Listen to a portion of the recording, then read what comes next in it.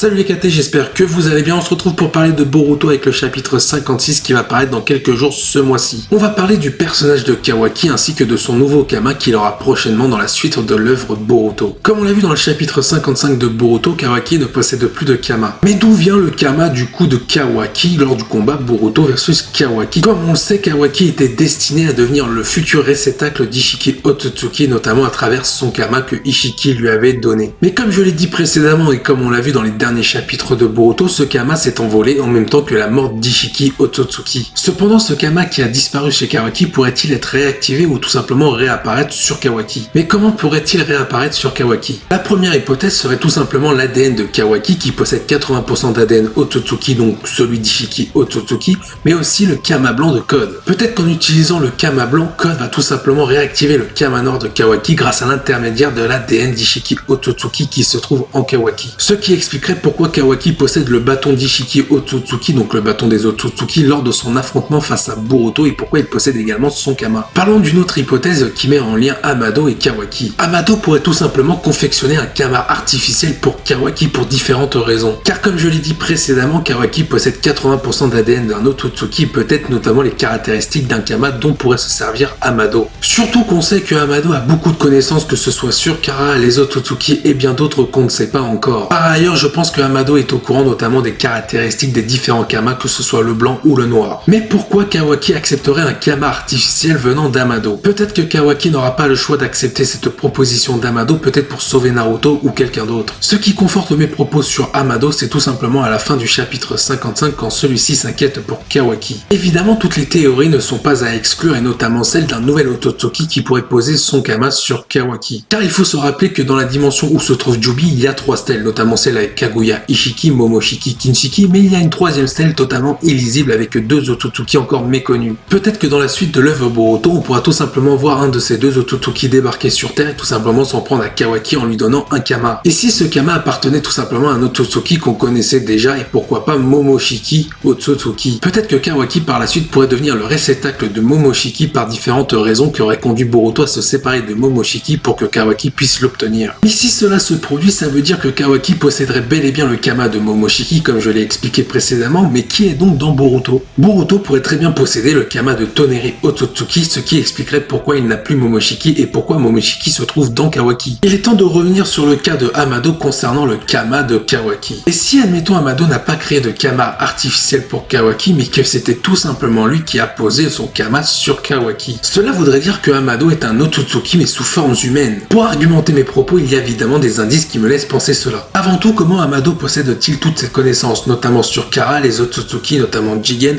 ou encore les Kama noirs de Boruto et Kawaki, ou le Kama blanc de Code. Revenons également sur la stèle qui est illisible et griffonnée dans le sanctuaire de Jubi. Celle-ci pourrait tout simplement représenter des Otsutsuki sous formes humaines, ce qui expliquerait pourquoi cette stèle est abîmée et griffonnée. Cette stèle représenterait en réalité des Otsutsuki en camouflage sous formes humaines. Mais du coup, si Amado est l'un des 2 Otsutsuki, qui est le deuxième? Peut-être Orochimaru. Il est temps de parler d'une dernière théorie en reparlant du personnage de Code. Comme on le sait, Code a hérité de la volonté d'Ishiki Otsutsuki ainsi que de tous les Otsutsuki et peut-être que Code par la suite va devenir un vrai Otsutsuki. Il pourrait tout simplement posséder par la suite les caractéristiques de comment faire un Kama sur un être humain et notamment Kawaki. Il est surtout important de se rappeler que Code est jaloux de Kawaki et que celui-ci a la haine envers Kawaki car celui-ci a tué son propre maître. À la différence de Code, Kawaki voyait le Kama comme un cauchemar alors que Code lui le voit comme un rêve. Et le meilleur moyen de se venger pour Code envers Kawaki, c'est de tout simplement lui réimplanter son Kama et évidemment lors de cette transmission du Kama de Code envers Kawaki, il y aurait également la volonté d'Ishiki qui serait transmise. N'hésite pas à venir en commentaire, sur ce je vous dis à la prochaine, portez-vous bien, salut les KT.